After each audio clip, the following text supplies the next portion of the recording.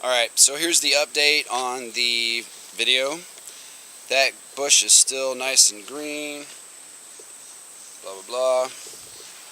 And right here, the one that's at the spout.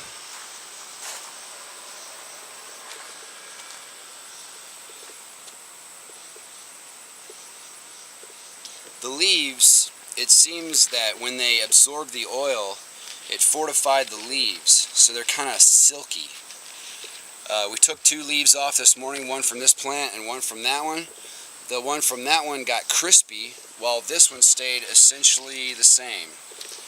So now I'm going to go down the road and I'm going to show you something else that I found. That wasn't part of the experiment, but it shows the same signs of oil rain. Be right back.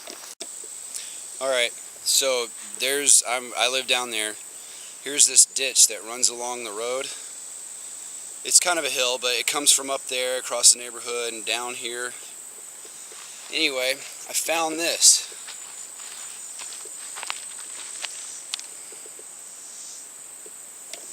But this is where water seemed to build up before it went to that gutter there. But if you look, same deal.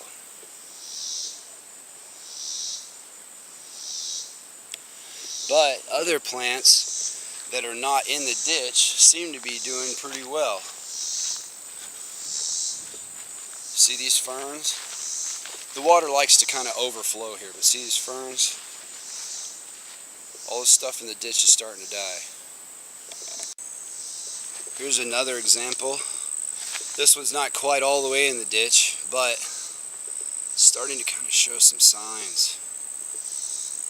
See?